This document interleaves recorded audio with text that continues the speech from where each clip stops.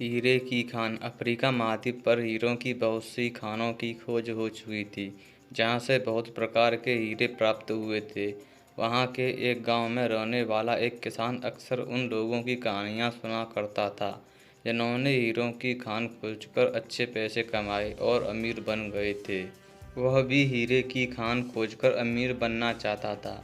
एक दिन अमीर बनने के सपने को साकार करने के लिए उसने अपना खेत बेच दिया और हीरों की खान की खोज में निकल पड़ा।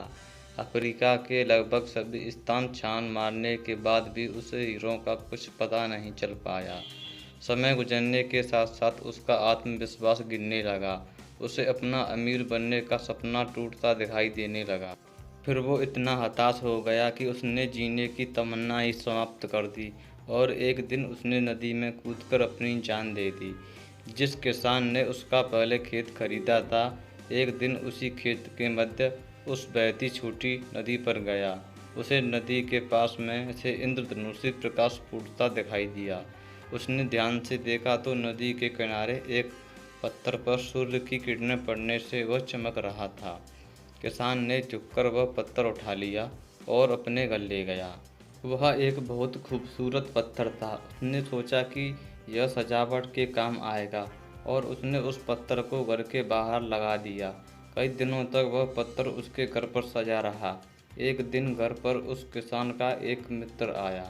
उसने जब वह पत्थर देखा तो वो हैरान रह गया। उसने किसान से पूछा, मित्र, तुम इस पत्थर की कीमत को जानते हो? किसान ने जवाब दिया, नहीं। उसका मित्र बोला, मेरे ख्याल से यह हीरा है, शायद अब तक खोजे गए हीरों में सबसे बड़ा हीरा। किसान के लिए इस बात पर यकीन करना मुश्किल था। उसने अपने मित्र को बताया कि उसे यह पत्थर अपने खेत की नदी के किनारे मिला है। वहाँ ऐसे और भी पत्थर हो सकते हैं। दोनों खेत पर पहुँचे और वहाँ से कुछ पत्थर नमूनों के तौर पर चुन लाए। फिर उन्हें जांच के लिए भेज दिया। जब जांच रिपोर्ट आई तो किसान के मित्र की बात सच निकली। वे पत्थर हीरे ही थे। उस खेत में हीरों का भंडार था।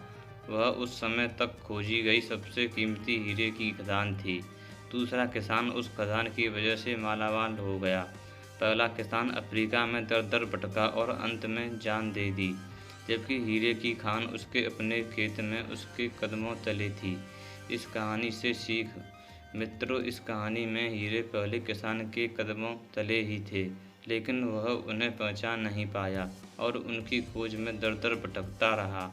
ठीक वैसे ही हम भी सफलता प्राप्ति के लिए अच्छे अवसरों की तलाश में भटकते रहते हैं। हम उन अवसरों को पहचान नहीं पाते या पहचान कर भी महत्व नहीं देते, जो हमारे आसपास ही छुपे रहते हैं। अगर आपको जीवन में सफल होना है तो आवश्यकता है बुद्धि और परख से उन अवसरों को पहचानने की और धैर्य से कार्य करने की। आपको इस प्रकार सफलता निश्चित मिलेगी। और दोस्तों, आपको कहानी पसंद आए तो वीडियो को अवश्य शेयर करें, वीडियो को लाइक करें, चैनल को सब्सक्राइब करें और आपको ऐसी अच्छी अच्छी कहानियाँ इस चैनल पर मिलती रहेंगी।